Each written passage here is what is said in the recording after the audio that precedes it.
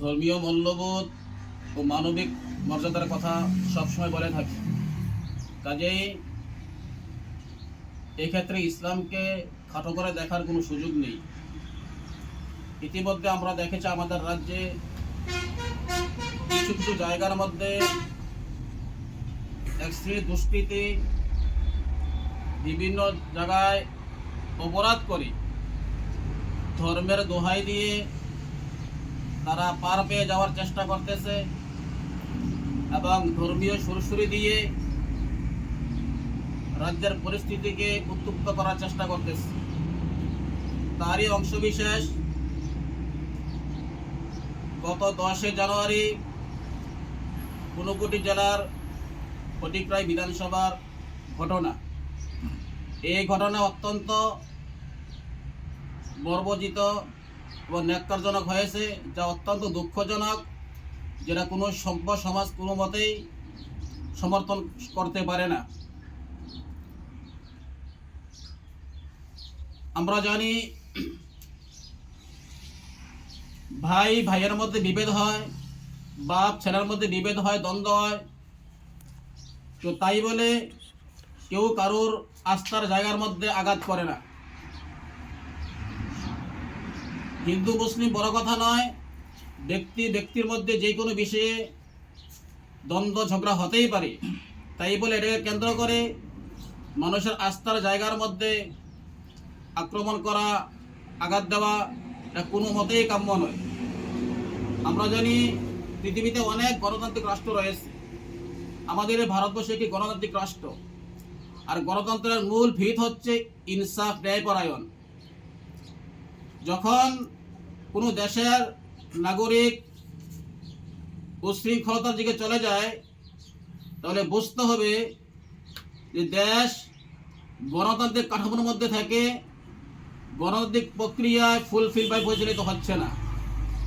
উত্তর পূর্ব ভারত এমারতের ইয়া ও নদী Tamil Tripura রাজ্যিক south zonal কমিটির উদ্যোগে আয়োজিত আজকের এই সাংবাদিক সম্মেলনে সমস্ত সাংবাদিক বন্ধুদেরকে আন্তরিক শুভেচ্ছা এবং অভিনন্দন জানাচ্ছি। আপনাদের মাধ্যমে আমরা একটা বার্তা দিতে চাচ্ছি যে ত্রিপুরা রাজ্যের ফটিকরাই বিধানসভার অন্তর্গত আমাদের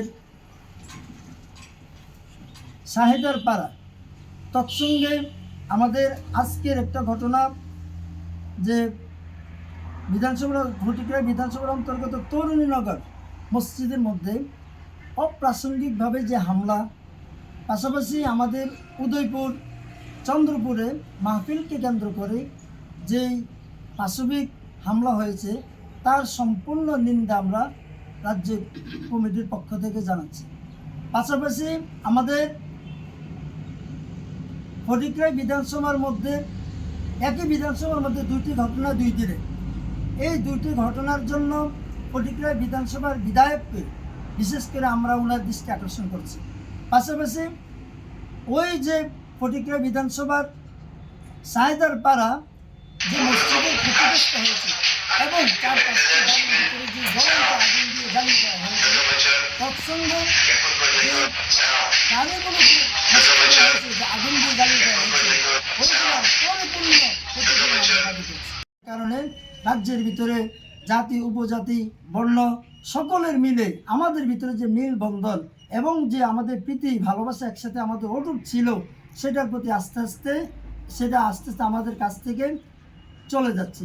তাই প্রত্যেককে অনুরোধ করব, এই বিভাজনের রাজনীতি এবং বিভাজনের যে আমাদের সম্প্রীতি আমাদের সামনে আসছে, এর থেকে আমরা কিভাবে পরিত্রাণ পেতে পারি, রাজ্যের মুখ্যমন্ত্রী ডক্টর মানিক শাহ মহাশয়, তৎসঙ্গে আমাদের রাজ্যের সংখ্যালঘু মন্ত্রী শুক্লাচরণ নোয়াতিয়া মহাশয়, তৎসঙ্গে আমাদের পুলিশের উপযুক্ত উপদেষ্টা মণ্ডলী এবং আমাদের যে পুলিশ আধিকারিক রয়েছেন, প্রত্যেককে আমরা অনুরোধ করব, আপনারা আমাদের সংখ্যালঘুদের নিরাপত্তা নিশ্চিত করুন এবং রাজ্যের সমস্ত স্তরের বুদ্ধিজীবী, সামাজিক ব্যক্তিত্ব, রাজনীতিবিদ প্রত্যেককে অনুরোধ করব, রাজ্যের শান্তি সম্প্রীতি এবং ভালোবাসাকে অটুট রাখার জন্য আপনাদের সচেতন হয়ে যথেষ্ট বলিষ্ঠ ভূমিকা নেওয়ার জন্য প্রত্যেককে বিনম্রভাবে অনুরোধ করব।